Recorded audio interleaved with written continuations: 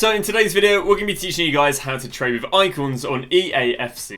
So just before the video does start, a quick little ad on a trading service I offer over on Twitch for the cheapest trading guides out there for just £4, €4, all free with Amazon Prime. You'll receive daily trading and investing guides covering PlayStation, Xbox and PC with an array of methods covering all budgets. And I've been trading for over 10 years, making over 100 million in multiple different FIFAs, and now for the last 4 years I've made 10 million coins in just the first month. So in today's video we're going to be teaching you guys how to trade with icons over on Eafc. This is basically the most premium trading method you can do, other than I guess mass investing in expensive players. But yeah, welcome to one of the most expensive trading methods in the game. Now to do this method you want minimum probably 1 to 2 million. I'd say minimum 2 million in all fairness, which is the reason why I've not done this method for a little while, but we've got you guys a nice and updated version how to do icon trading. So to do icon trading, what we're going to do is, rather than set the quality to base icons, what I'm going to do is I am just going to go to the icon leagues. That's obviously because there's been so many sort of icon promos that if you trade with the icon leagues, it gives you a bigger pool of players to trade with, rather than if you just select individual icons, such as base icons. So what we're going to do is we're going to go icon league, or the icon as in the league. Now, one of the main problems we have this FIFA is that EA has released promo icons with a higher pack weight than base icons, and as a result, these guys are absolutely flooded for next to nothing. Now, as a result, I don't really want to trade with these cards, because I don't personally think there's too much money in them. So what we do want to trade with is we want to trade with the more expensive ones. Well, luckily, a lot of these guys have all got the same sort of price ranges, and that's minimum buy now 70.5. So what I'm going to go and do is I'm going to go and put my minimum buy now to 71k. This means that we're not going to have to see all these promo icons, and again, these are really just clogging up the filter. So what I'm going to do is I'm going to go put minimum buy now to 71k. I'm going to put the maximum buy now to however many coins you have. In this scenario, let's pretend that we have 2 mil. So then what we're going to do is we are then going to go and set the maximum bid to 70k. So the only cards that we are missing out with these are icons who are listed at, I guess, near discard. But those sort of cards are normally just used to transfer coins anyway, so you're wasting your time trading with them. So what we're going to do is we're going to go and put this filter in. And what we're going to do is we are going to go and scroll to the 59th minute. Now this should take no more than about 5 or 6 pages. And then what we're going to see is we are going to see the brand new icons that are listed. Now the relevance of these icons are that they have a buy now over 70k. So ideally the buy now is like 2, 3, 400k. But the maximum bid is no more than like the minimum. So why do we want this sort of filter? Well, if people are listing cards in a hurry to sell them, there's 2 things you can do. One, list with a minimum bid, because if you list with a minimum bid, they're going to sell for something one way or the other. And 2, list with a low buy now. So in this filter, what we're doing is we're looking at players who've been listed on their minimum bid, so in theory a hurry to sell, and as a result they should hopefully have a low buy now. So what we're going to do is we're going to go and search this filter and we're going to go and scroll to the 59th minute. Now the reason we scroll to the 59th minute is because these are the brand new icons that are listed, and obviously if there's a good deal we want to look at the brand new stuff that's listed and we want to be the first to see it. So let's go and see what we can get. So for example, we've got SEN. Now obviously this person's been in a hurry to sell SEN because we can see that they've listed with a minimum bid. There's also some very interesting observation you can make, and you can see if they're first owners. So for example, this person has packed Casillas. They've not used him for any games, and they've just listed him straight up to go and try and sell him on instantly, because we can see right there that his his starting bid is 70k. So if we wanted to go and see if this Eafc Casillas is a deal, what we can do is we can head over to the likes of FootWiz. We can type in Eafc Casillas, make sure we click on the right one, and what we can do is we want to go to sales history. Now some people may use this as a what someone sells for, but this is not very accurate, because this is not what the player is sells for, this is what the player is listed for.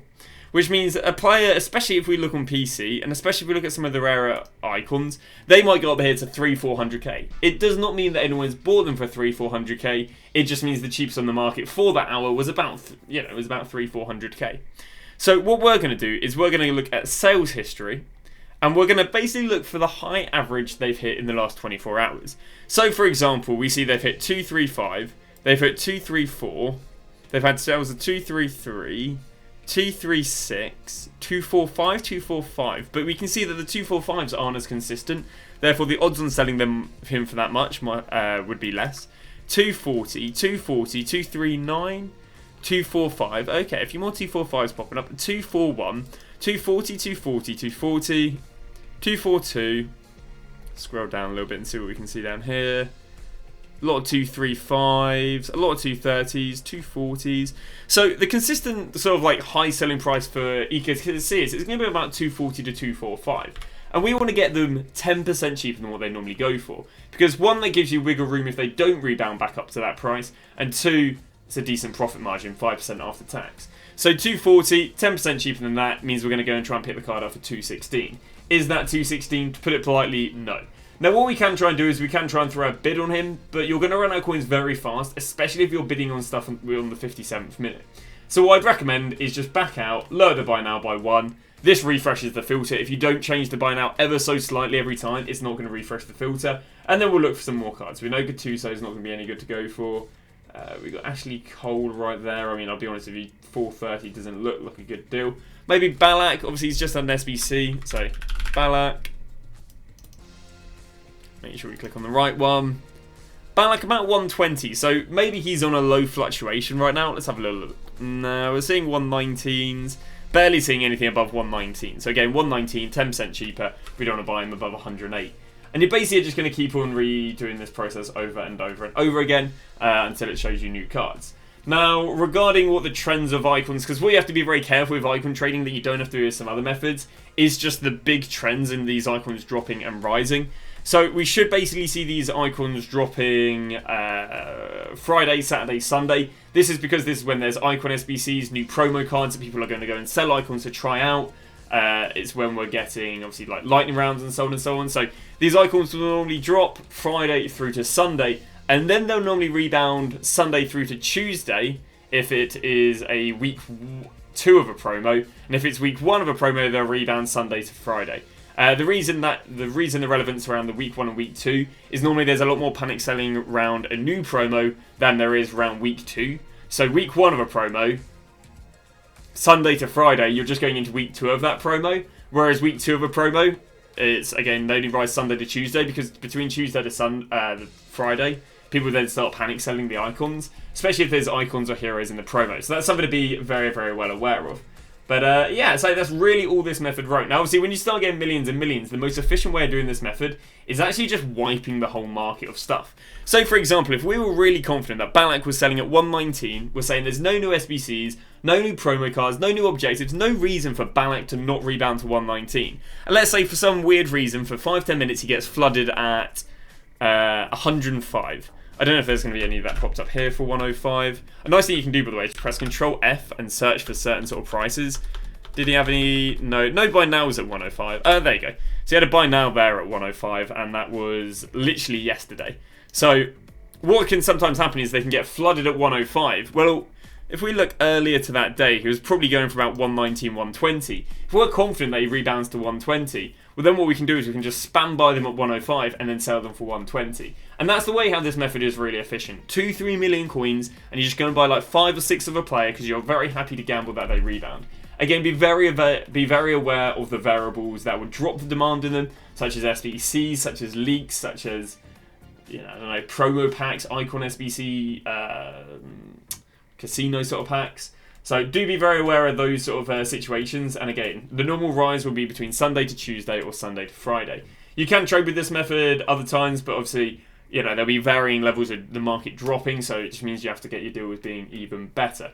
But yeah, I would generally say that's about it. If you want to play it very safe, just do special card trading. Icon trading is a lot more risky, in my opinion, than special card trading.